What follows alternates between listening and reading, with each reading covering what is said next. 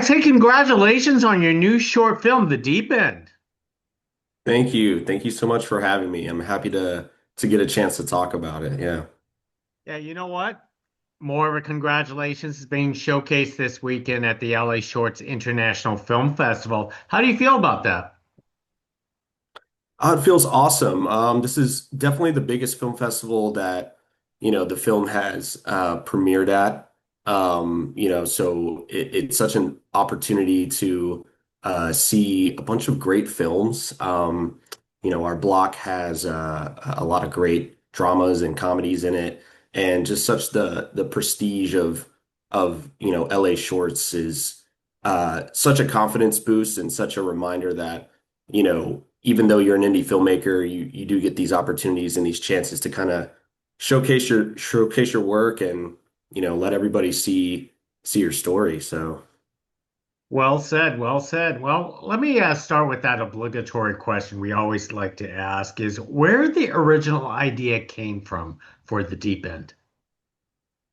yeah, my co-producer, creative partner Dwayne Garcia and I, we've been making shorts for a few years now, and we kind of wanted to do something different. And for some reason, this time around, the story wasn't coming quite as naturally, and so we decided to team up with another friend of ours who's a comedy writer. His name is Yusuf Zidan. But we basically had a few ideas that we were kicking around, and then one day after spinning the wheels, I kind of had this idea of I was listening to some old music, like 70s music, in my car, and I was thinking like, oh, this is the type of music my dad would listen to, and I lost my dad when I was 7.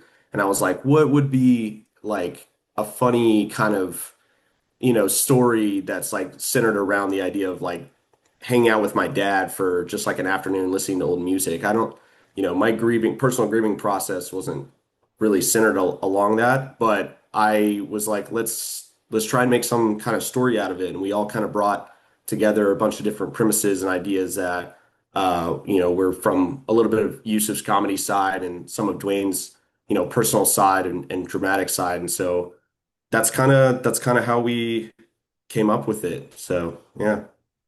So what was your approach towards the issue of grief to be portrayed on screen? Because this is a difficult subject to to present. Yeah, no, totally. Excellent question. I think for us, and me personally, I think that this subject matter it's not like it's not been told before or approached before. I think that, most of these stories that I've always seen about grief and typically seeing a dead relative or a dead friend or whoever it's usually either super melodramatic and kind of a little too sad and too heartfelt and really heavy, or it's kind of the opposite where it's really, goofy and like over the top and, kind of wacky. And for me, I just thought, well, I think the story that I wouldn't tell is something that's in the middle, something a little more grounded that, there's these one-off questions that you're probably going to end up having, especially in a scenario where you just kind of come to and you're not expecting this to happen. You're not going to be like, oh, let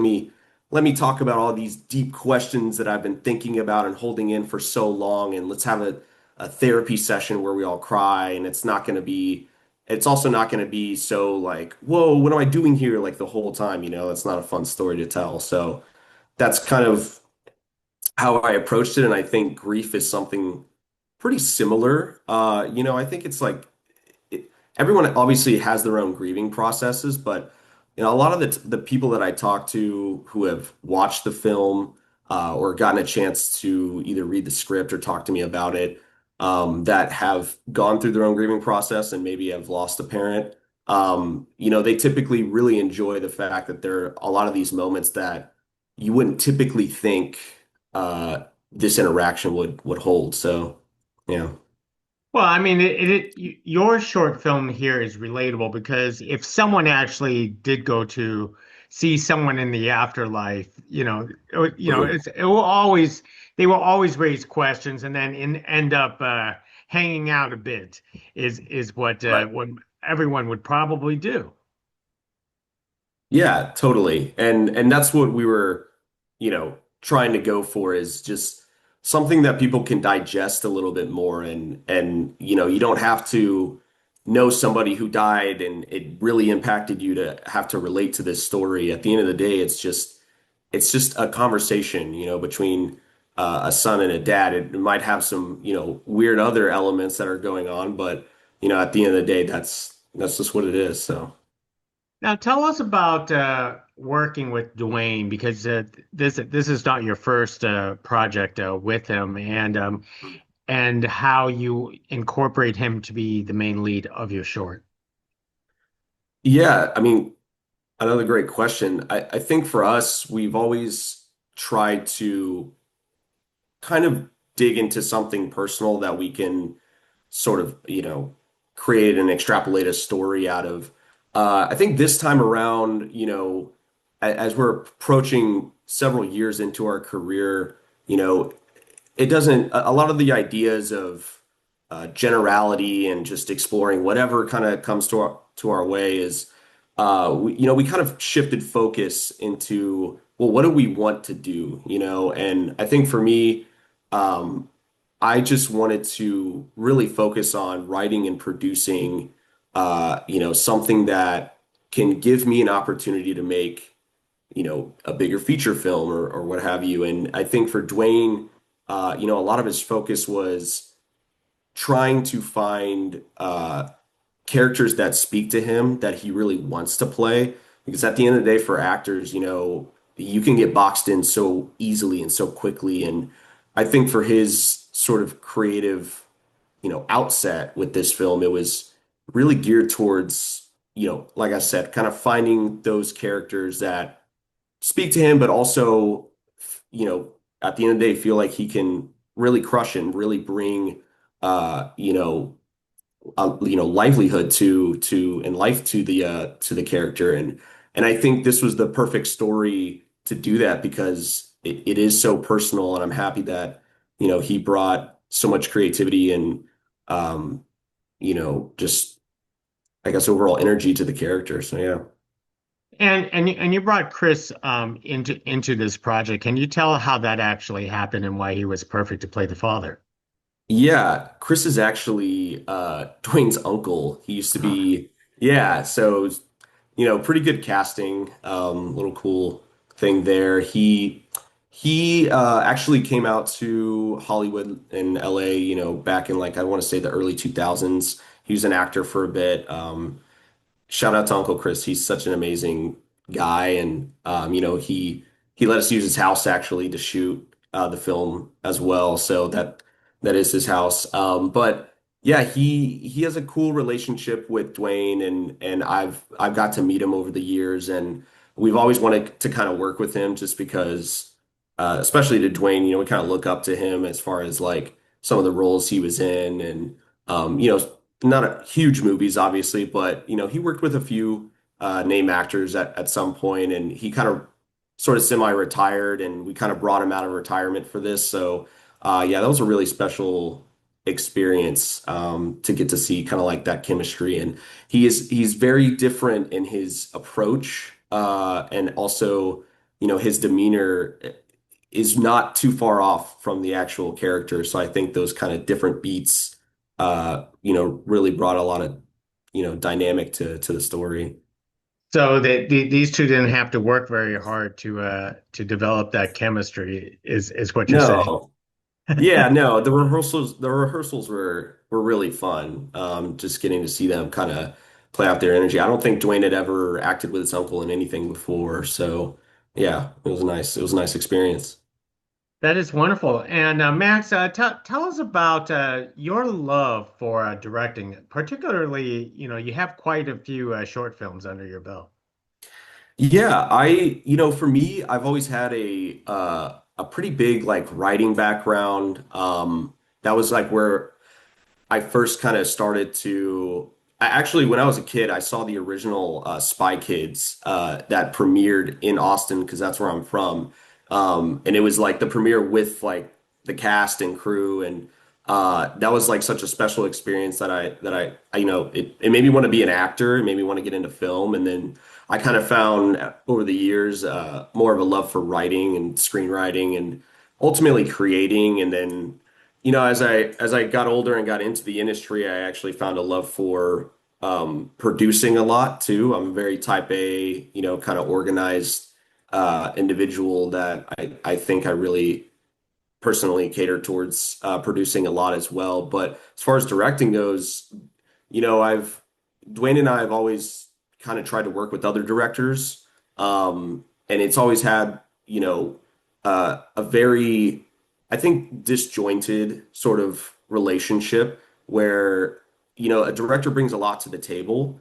And I think that was kind of a lesson we ended up learning. And this was just a story where I felt like I think I might be the best one to tell it as far as the director goes. And, Dwayne and I had a conversation about that, and it ended up just kind of working out that way. And I did really have a strong passion for it while I was on set. I love, the idea of kind of having a hand in sort of everything, but also at the same time, the director ultimately is such a leadership position that you're there to kind of inspire people to bring out their best work. And it was great to have such a cast and crew that I felt, had some sort of influence on the project. Because at the end of the day, like the thing that I hate the most about directing is the possibility of being sort of a dictator on set. And luckily this was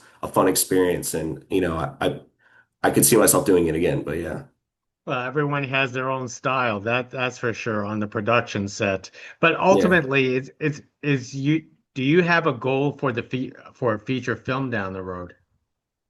I think I do. I don't know if it's connected to the deep end. I think what I do want to kind of explore is some of where my roots are. A lot of the work, a lot of the serious work at least that I've done is has been sort of catered around the idea of growing up or just like being out in LA and kind of learning through life experiences. A lot of like stories that come out of being in your 20s. But I think for me, creatively, I kind of want to explore my roots a little more. So I kind of want to do something closer to like Texas. I have a feature film script that I'm working on right now that's um, kind of like a mystery, sort of murder mystery thriller, but also has some fantasy elements and sci-fi elements that kind of come into play a little bit. I know it sounds super grand. It's like every like indie filmmakers like, oh, it has all these elements, but it's something that's also grounded in like the Central Texas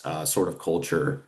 Just a little bit personal, but at the end of the day, everyone loves a good crime drama. So I think something in that vein too. So yeah. Well said. And was the swimming pool always an intention for the short film? Yeah, so the swimming pool. So going back to, how we kind of came up with the idea, I was heading on my way to a writers meeting with Dwayne and Yusuf, and we originally, again, like I said, we were spinning our wheels, not knowing what to do. I just had this one idea that I threw in the bucket, but we had a list of premises that Dwayne kind of brought to the table of like, these are some characters I would kind of want to play or dynamics I kind of want to explore. And one of them just happened to be a pool cleaner. I think Yusuf was the one who was like, let's do the pool cleaner idea because I think that's like the funniest one, and but also like kind of cool, like in a certain way. It's pool cleaners typically aren't the face of a story, and so once we had that idea, I was like, well, if we're gonna do it, like let's just go all the way. Like let's film underwater, like let's get the underwater housing and everything like that. And yeah, that was it ended up being kind of turned into that, but yeah. Well, it works out. Well, Max, Yeah, I've taken a lot of your time already. I know you have a busy day because you're still at the film festival, got a network and so on. But don't take it the wrong way with this last question. But I want to sure. know about the your name, Max, because Mm. it's a Max Minus. You even have the Mad Max poster in the background. Yeah. Did is is this an alter ego, or your parents actually gave you that name, Max, and then minus? So my full first name is Maxwell. And I think like my dad found it in a book and some baby name book and you know, he's like half Scottish and allegedly Maxwell is a Scottish name and that's just kind of how it happened. I don't think that my parents foresaw um, you know, the fact that it might be shortened one day. I've gotten a lot of everything that you could think of. It's usually some form of like, oh, you're a superhero or you're some like you know, Roman warrior that like came back and became whoever I am. All these like random conspiracy theories that I think are funny. I just kind of have fun with it. So yeah, it's definitely not offensive. I think that there's some humor to it, but it also at the end of the day, it's fun to just kind of have fun to kind of own. But yeah, You know what? It's a unique name. People will remember it. It's not generic, and that's what we need in this yeah, business to stand I know, out. right? So, well, Totally. Max, thank you very much for carrying the conversation about your short film, The Deep End, which is now being showcased at the LA Shorts International Film Festival. But before I log off, is it going to be showcased at other film festivals down the road too? Yes, it's actually making its Texas premiere at San Antonio Film Festival next Saturday, July 26th. So people might get to see it there if they're around. But yeah. Well said. Well, thank you very much, Max. Hopefully, we get to do this again. Yes, thanks so much, Gig. I appreciate it.